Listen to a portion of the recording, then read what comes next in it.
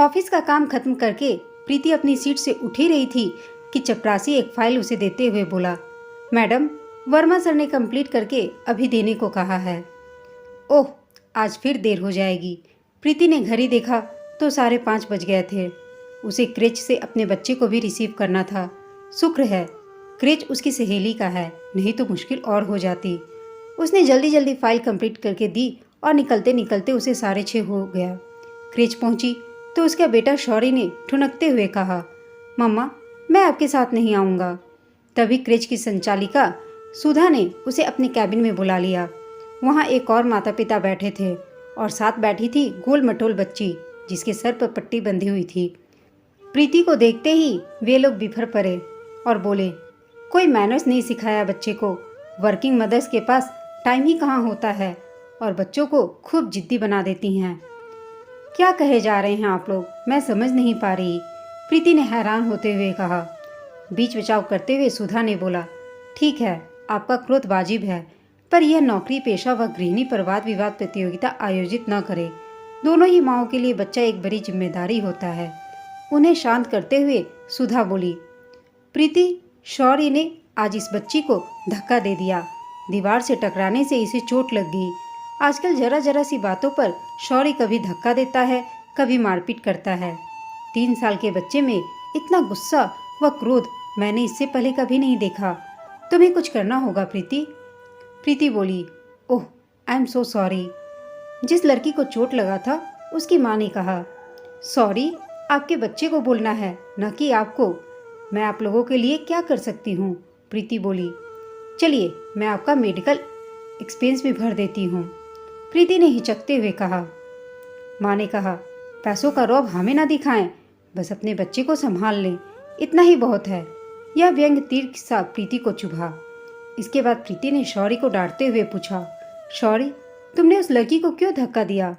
शौर्य, मम्मा, मुझे वो अपना बॉक्स नहीं दे रही थी। आप ही तो कहती हैं कि शेयर करना चाहिए चीज़ों को, इसलिए मैंने उसे पनिश किया। मुझे वैसा ही टेडी बियर वाला बॉक्स चाहिए। प्रीति, बिल्कुल नहीं, अब मैं आपको पनिश करूंगी। घर पहुंचकर भी शौर्य जिद्दी कर रहा था। बार बार टेडी बियर वाले बॉक्स पर उसकी जैसे सुई अटक गई थी और ना सुनने का तो वह आदी ही नहीं था। आज प्रीति ने भी ठान लिया था कि वो उसकी जिद पूरी नहीं करेगी। उसके मस्तिष्क पर बार बार वो ताना रिप्ले हो रहा था, टाइम तो होता नहीं, बस जिद्दी बना देती हैं बच्चों को। और फिर प्रीति ने लगा दिया एक तमाचा शौर्य को, चुप हो जाओ, बहुत जिद्दी हो गए हो तुम, कुछ नहीं आएगा तुम्हारे लिए अब। शौर्य रोने लगा, मगर प्रीति ने ध्यान नहीं दिया। वह अपने कमरे में कपड़े बदलने चली गई। जब तक आई तो शौर्य सोफे पर सो चुका था। उसके कोमल गालों पर आंखों से ढुलके आंसुओं की लकीर बन गई थी। प्रीति क्षोभ व ग्लानि से घिर गई। उसे बिस्तर पर सुलाया। बेटा बिना खाए सो गया। अब उसका भी मन नहीं कर रहा था खाना खाने का। ये इतनी भागदौड़ किस लिए करती हूँ, अपने बच्चे के लिए ना, मन ही मन सोचने लगी प्रीति। तभी अंतर्मन की आवाज़ ने टोका, ठहरो, अपने सपने व आकांक्षाओं की रसीदें बच्चे के नाम पर मत फाड़ो।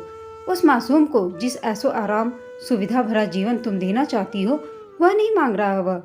तभी फोन बजा। वीडियो कॉल था प्रीति के पति सुमित का।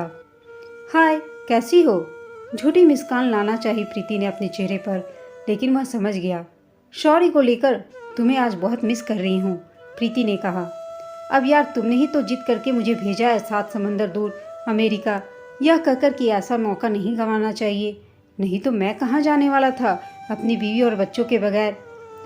सुमित की बात सुनकर प्रीति के चेहरे पर हल्की मुस्कान आ गई। फिर सुमित ने कहा, चलो बताओ क्या बात है। सारी बात विस्तार से सुमित को बताकर प्रीति हल्का महसूस कर रही थी। देखो, तुम बहुत बहादुर हो, शांत दिमाग से सोचोगी तो हल भी मिल जाएगा। मैं हर कदम तुम्हारे साथ हूँ, माय सुपर वुमेन। हाँ, शौर्य को मेरा ढेर सारा प्यार देना। Okay bye. यह कहकर सुमित ने फ़ोन रख दिया। सुमित से बात करके प्रीति का मन हल्का हो गया। हल तो मुझे ही निकालना होगा। तो अगले 2 दिन गूगल से लेकर सब चाइल्ड साइकोलॉजी की किताबें छान डाली। सब में एक ही बात पर जोर था, क्वालिटी टाइम बिताना अपने बच्चे के साथ, यानी कि वह समय जब आप व बच्चा सिर्फ और सिर्फ एक दूसरे के साथ हैं। यह कैसे होगा। दवा तो मिल गई, पर इलाज शुरू कैसे करें। हम नौकरी पेशा माओं के पास समय की ही तो सबसे ज़्यादा कमी रहती है। दूसरे दिन ऑफिस पहुंचते ही वर्मा सर के केबिन में प्रीति पहुंच गई। सर, एक रिक्वेस्ट है। हाँ हाँ बोलिए मिसेज प्रीति, क्या बात है? सर, मैं एक वर्किंग मदर हूँ, मगर अपने काम से भी बहुत प्यार करती हूँ, अपना बेस्ट देना चाहती हूँ। बस एक रिक्वेस्ट है, आपकी कोई भी अर्जेंट फाइल हो तो प्लीज़ सुबह 10:30 तक मेरे केबिन में भिजवा दें। ठीक 6 बजे मैं ऑफिस छोड़ दूँगी। मुझे अपने बच्चे को क्रेच से लेना भी होता है। ठीक है, मैं समझ गया। थैंक यू सर, आपने मुझे सपोर्ट किया, इसके लिए धन्यवाद। बस अब दिनचर्या सेट थी।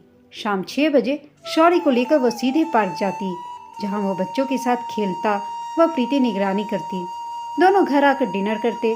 सोने से पहले प्रीति रोज उसे एक कहानी सुनाती और फिर दोनों मस्ती करते करते सो जाते।